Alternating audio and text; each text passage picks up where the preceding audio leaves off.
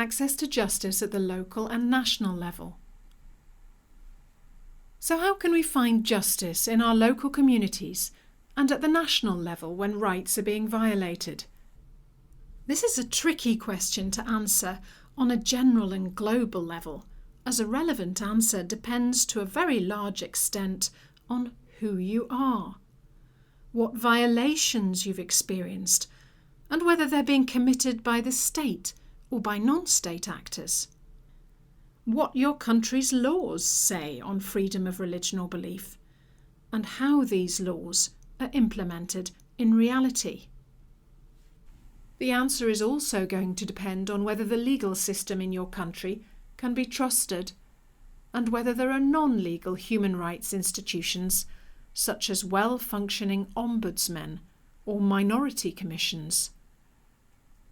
Another way of putting this is to say that the first thing you need to do in order to access justice is some research into your own context.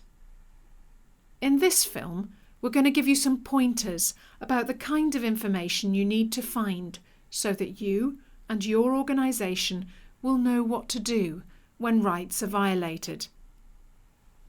The first thing to look at is the law. What does the law say about religion or belief in general, and about the issues that concern you in particular?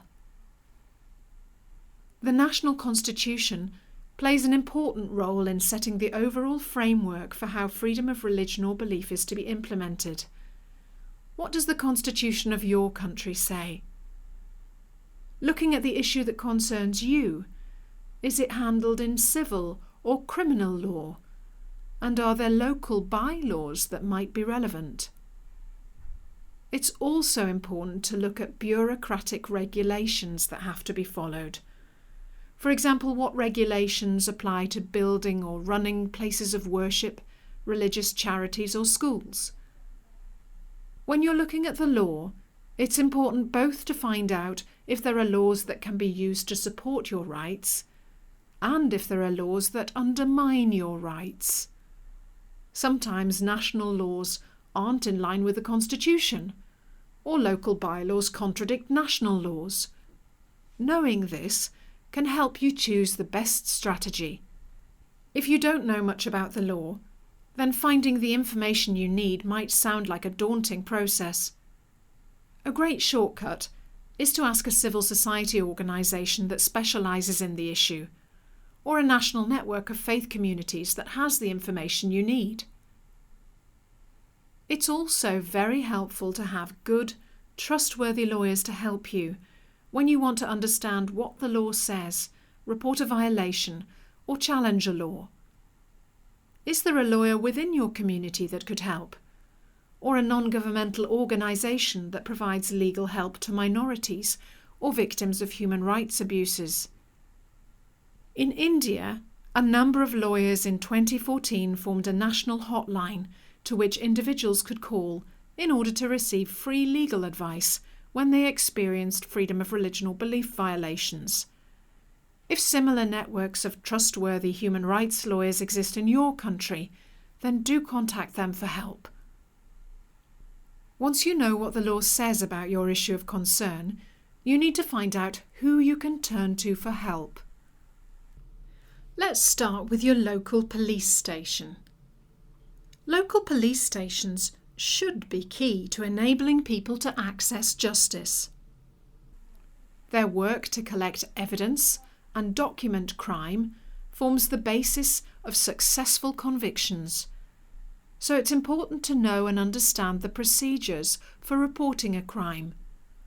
What forms have to be filled in, and what kind of information is required, and what should you keep a record of when you meet police.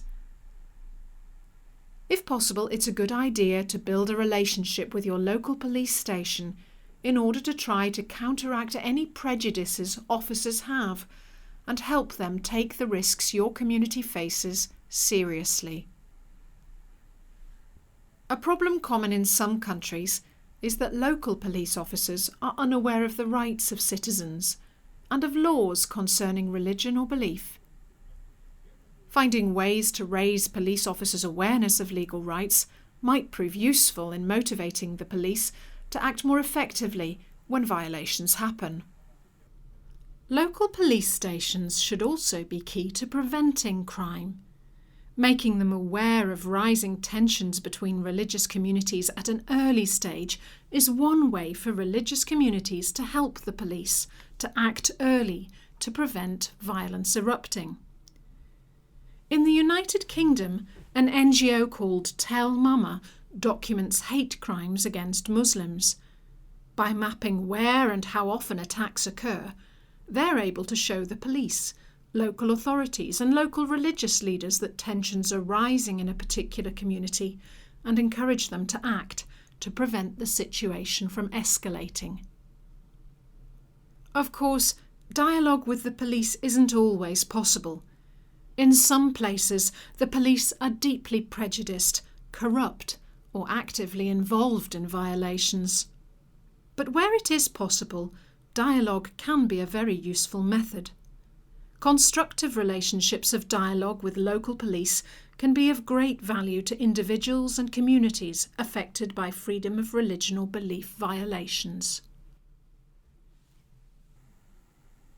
The court system connects the local level to the national level. Most cases are first heard at the lowest level courts in the local area or region. But if one of the parties to the case is unhappy with the outcome, they can appeal the case to a higher court. Usually there are several levels of courts, such as magistrates' courts, high courts, courts of appeal, and supreme courts, each having more authority than the one below it. When a local or national law itself violates freedom of religion or belief, you need different strategies and a different kind of court. The job of constitutional courts is to decide if laws made by parliaments or local authorities are in line with the Constitution or not. You might need to cooperate with other victims, as well as lawyers, to bring a case to a constitutional court. Of course, if the Constitution itself violates human rights, then this won't help. If you want to take a case to a regional international human rights court, you have to exhaust all avenues for legal redress in your own country first, taking your case all the way up to the National Supreme Court or Constitutional Court.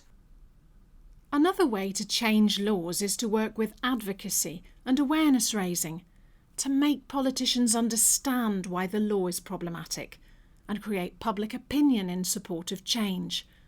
Watch our separate videos on advocacy and awareness raising to learn more about this. Police, lawyers and courts make up the justice system. But pursuing cases through the courts, whilst very important, is often a costly, time-consuming process that can take many years. Nonetheless, some organisations succeed in pursuing cases through the courts. The Egyptian Initiative for Personal Rights managed to get a ruling from the administrative courts allowing Baha'is to leave the religion section of their identity card blank, instead of being forced to identify themselves as Muslims or Christians. Working with court cases can consume a lot of time and money, so in many cases it's worth looking for non-judicial bodies that can help in other ways.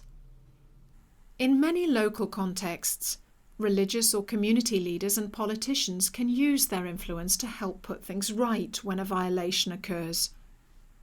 Building relationships of trust with them can help to motivate them to use that influence and use it wisely. In some places, there are local negotiation and reconciliation systems that can help settle disputes without involving the courts. In some cases, victims find these systems helpful, not least because they can be much cheaper and faster than the courts. But sometimes reconciliation processes can be abused as a way of bypassing justice, with minority communities feeling obliged to participate in a process that time and again allows offenders from majority communities to get away with just saying sorry or providing symbolic compensation. At the national level, many countries have institutions such as discrimination ombudsmen, minority commissions, or national human rights institutions that can help follow up and resolve freedom of religion or belief violations. Sometimes a telephone call from the National Minority Commissioner is enough to make a police station take a complaint seriously and do something about it. In many countries, national human rights institutions are accredited by the United Nations. These accredited institutions have the task of linking the national and the international levels of the human rights system. For example, they prepare reports for the UN on the human rights situation in the country. They gather and receive complaints about human rights violations from both individuals and organisations, and this information is passed on to the diplomatic channels of the United Nations. They also play an important part in putting pressure on national governments to abide by the human rights conventions they've signed. So it's well worth finding out whether there are ombudsmen, minority commissions, or national human rights institutions in your country, learning how they operate and making a habit of relating to them when violations occur. One word of caution. In some countries, these institutions don't have independence from the state, so check out the reputation of institutions in your country with an NGO that you trust. Whether you're working at the national or local level to seek justice, your choice of strategy is going to be context-specific, case-specific, and will depend on the kind of organisation you are. A thorough context analysis, including a conflict analysis, is an important basis for choosing a strategy. On the website, you'll find films and other resources on how to do context and conflict analyses. There are also group exercises that can help your organisation to identify and develop methods and strategies to prevent and respond to freedom of religion or belief violations. To sum up, in order to seek justice, you'll need to learn about the law and about the various bodies, police, courts and other bodies that might be able to help you find justice at the local and national level. You'll also need to work out your strategy based on an analysis of your context and your organisation's identity and opportunities. Even if approaching the police or the legal system in your local and national context at first seems pointless, it's important to look at what possibilities local and national systems offer before disregarding them in favour of international systems, not least because making local and national systems work better is at the heart of promoting human rights. There are some countries where local and national remedies are not available, but it's not uncommon that people are unaware of laws that could actually help to protect them.